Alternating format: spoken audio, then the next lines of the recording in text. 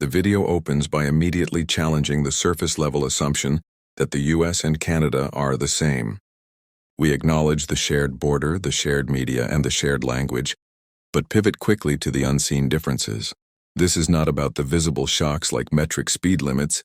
It's about the quiet, profound things Canadians do, or don't do, that define their entire society and are entirely missed by the average American tourist or newcomer.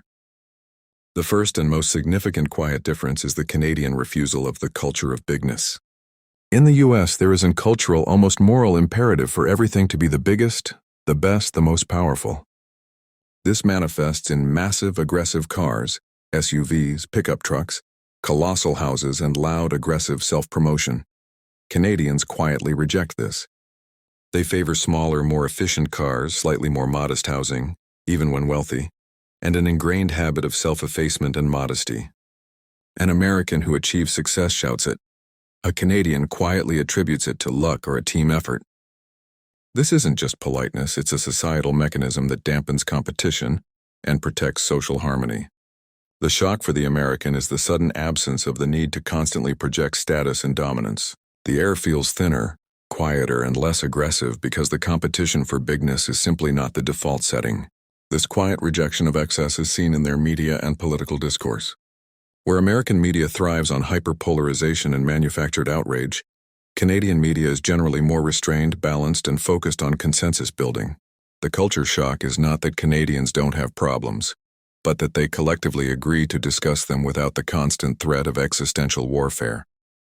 This is the first quiet thing they do. They choose civility over victory in public discourse. The second quiet thing Canadians do is internalize the concept of the good citizen as a moral imperative. In the US, being a good citizen often involves active, aggressive defense of personal rights, protesting, voting with a specific intensity. In Canada, it means a quiet, consistent commitment to public order and communal well-being. This manifests in dozens of small daily actions Americans never notice until they are gone. Examples include Canadians consistently waiting their turn in lines without being asked. They adhere almost religiously to first in, first out, FIFO, whether at a coffee shop or a construction zone. They stop for pedestrians without hesitation. They keep public spaces cleaner. They are intensely conscious of taking up too much space on the sidewalk, the bus, or in conversation. This is the ingrained culture of non-imposition. An American who is used to aggressively taking space and demanding immediate service finds the quiet patience and self-regulation of Canadians deeply unsettling at first. It feels passive, but it is actually a highly active collective commitment to efficiency through order. This quiet commitment to the communal good is most evident in the financial compact. Canadians don't loudly campaign for universal health care every day. They simply pay their higher taxes and expect the system to function. The quiet thing they do is trust the collective. They accept a higher personal financial burden in exchange for the elimination of catastrophic medical debt for themselves and their neighbors. This is a profound, subtle shift from the American belief that high taxes are theft. Canadians view high taxes as insurance for the entire social ecosystem. The American, used to the constant hustle for survival, finds this quiet social security a deeply disorienting, yet calming, new reality. The third quiet thing Canadians do is their mastery of linguistic subtlety, the art of saying something without saying it. They use language not to confront or demand, but to soften edges and maintain social safety. Americans use direct language to communicate a clear intent. Canadians use polite qualifiers to communicate respect for the other person's feelings. The classic Canadian sorry is not always an apology. It's an acknowledgement of shared space and a preventative de-escalation. When a Canadian says, "I'm not sure if that's quite right," they are often actually saying, "That is completely wrong," but wrapping the correction in 5 layers of linguistic humility to avoid causing offense or shame. They utilize the ubiquitous A not as a tag, but as a silent request for affirmation and consensus, a check to ensure the listener is still with them and in agreement. Americans relying on blunt, direct communication often miss these subtle cues, leading them to believe Canadians are being passive or unsure. This quiet cultural practice extends to their multiculturalism. The quiet thing Canadians do is that they use multiculturalism not just as a state policy, but as a tool to manage national identity. By defining Canada as a mosaic, a collection of distinct identities, they diffuse the pressure to have one single, unified, aggressive national identity like the U.S.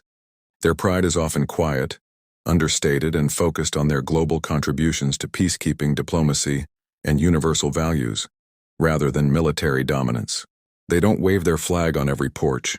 They display it in their quiet confidence and their commitment to global norms.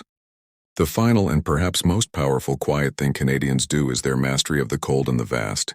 They treat the immense, forbidding geography and the long, punishing winters not as an obstacle to be conquered, but as a natural, shared circumstance to be endured with shared humility. This quiet endurance fosters a unique type of national solidarity that Americans rarely grasp. The winter is a constant common enemy, and surviving it reinforces the need for communal reliance and cooperation. This is why their cities are built to facilitate this collective endurance. Well-maintained sidewalks, efficient snow removal, and effective public transit that keep the community functioning despite the cold.